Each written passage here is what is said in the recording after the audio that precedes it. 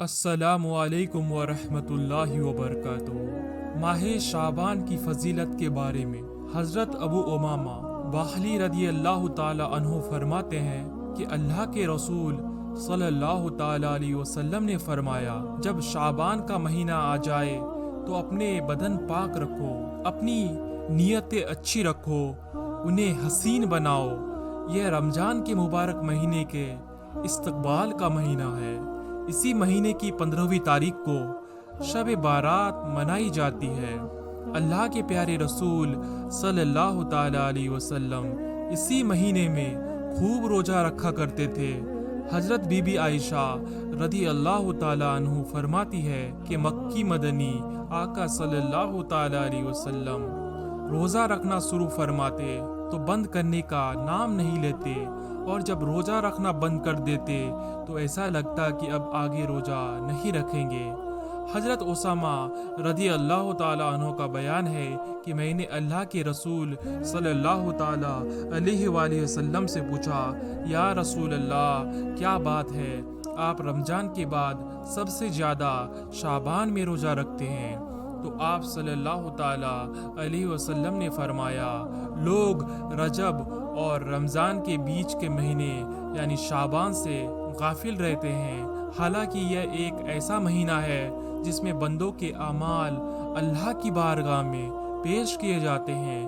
اسی لیے میں اس بات کو پسند کرتا ہوں کہ جب میرے اعمال اللہ کے دربار میں پیش کیے جائے تو میں روزے سے ہوں۔ یہی وجہ تھی کہ ہمارے آقا صلی اللہ تعالی علیہ وسلم اس مہینے میں زیادہ سے زیادہ روزہ رکھا کرتے تھے۔ سبحان اللہ! کہا گیا ہے کہ فرشتوں کے لیے سال میں 2 راتیں عید و خوشی کے لیے ہے، جیسے دنیا میں مسلمانوں کے لیے 2 راتیں عید کی ہے۔ فرشتوں کی عید شب بارات اور شب قدر ہے، اور مومنوں کے لیے عید الفطر اور عید الاضحیٰ کی راتیں۔ اسی لیے شعبان کی 15ویں رات کو فرشتوں کی عید کی رات کا نام دیا گیا۔ اس رات کی عبادت سال بھر کے گناہوں کا کفارہ بنتی ہے۔ ان راتوں میں اللہ کی عبادت کرنا، عبادت میں ساری رات گزار دینے کی برکت سے گناہ معاف ہو جایا کرتے ہیں۔ حدیث شریف میں ہے، جس نے دونوں عید اور شعبان کی 15ویں راتیں جاگ کر عبادت میں گزار دی تو اس کا دل کبھی نہیں مرے گا۔ سبحان اللہ! شب بارات کو شفاعت کی رات بھی کہا جاتا ہے۔ حدیث شریف میں ہے کہ پیارے رسول صلی اللہ تعالی علیہ وسلم نے شعبان کی 13ویں رات میں اپنی امت کی شفاعت کی دعا مانگی تو اللہ پاک نے اپنی رحمت سے 1/3 امت کی شفاعت کی دعا قبول کر لی۔ سبحان اللہ! اگلی رات 14ویں شب میں آپ نے پھر ہم گناہگار امتیوں کی بخشش کے لیے دعا فرمائی تو رب قدیر نے 2/3 امت کی شفاعت فرما دی۔ سبحان اللہ! تیسری رات جسے شب بارات کہا جاتا ہے، آقا صلی اللہ تعالی علیہ وسلم نے دعا مانگی تو رب نے پوری امت کی شفاعت کی بشارت فرما دی، اور یہ بھی فرمایا، یعنی اے محبوب، میں تمہاری شفاعت سے امت کو بخش دوں گا، لیکن جو آدمی میری رحمت سے مایوس ہو جائے گا اور گناہ کرتا ہی رہے گا اسے نہیں بخشوں گا۔ اللہ اکبر! اسے بخشش کی رات بھی کہا جاتا ہے، جس میں شرک کرنے والے اور کینہ رکھنے والوں کو بخشا نہیں جاتا۔ اسے آزادی کی بھی رات کہا جاتا ہے۔ حضرت انس بن مالک رضی اللہ تعالی عنہ کا بیان ہے کہ سرکار صلی اللہ تعالی علیہ وسلم نے مجھے حضرت بی بی عائشہ رضی اللہ تعالی عنہ کے گھر کسی کام سے بھیجا۔ میں وہاں پہنچا اور کہنے لگا، ام المومنین، جلدی کیجیے، کیونکہ آقا کریم صلی اللہ تعالی علیہ وسلم 15ویں شعبان کی رات کے بارے میں کچھ بیان فرما رہے تھے۔ میری بات سن کر انہوں نے فرمایا، انس، میرے پاس بیٹھ جاؤ، میں 15ویں رات کی بات بتاتی ہوں۔ ایک بار کی بات ہے، اس رات میں آقا صلی اللہ تعالی علیہ وسلم کی باری تھی۔ سرکار تشریف لائے اور میرے ساتھ لیٹ گئے۔ میں سو گئی۔ ایک एक इत्तेफाक से आँख खुली तो सरकार को अपने बिस्तर पर ना पाया। मैं तलाश में निकली, मस्जिद नबवी से गुजरने लगी तो अचानक मेरा पैर आपसे लग गया।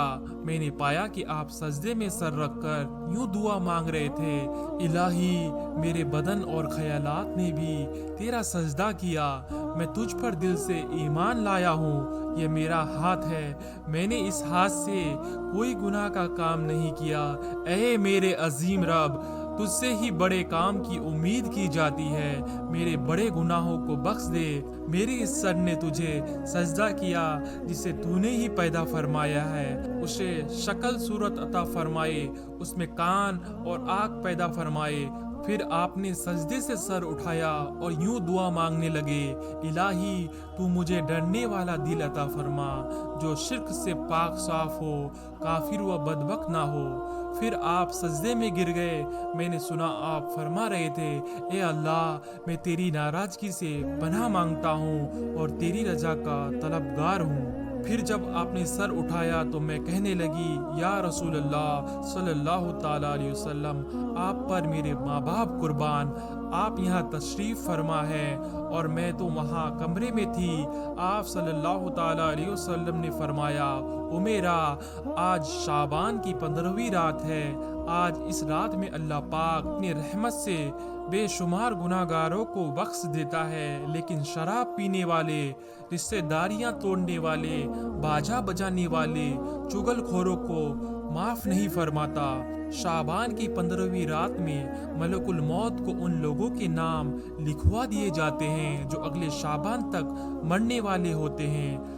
आदमी पेड़ पौधे लगाता है, औरतों से निकाह करता है, मकान बनाता है, हालांकि उसका नाम मुर्दों की लिस्ट में लिखा होता है और मलकुल मौत इस इंतजार में रहते हैं कि कब उसका नंबर आए और अपना काम कर गुजरे। इसीलिए हमें चाहिए कि इस रात हम अपने गुनाहों से तौबा करें और इस पर साबित कदम रहने की कोशिश करें ताकि हमारा मेहरबान रब अपने करम से हमें बख्श दे।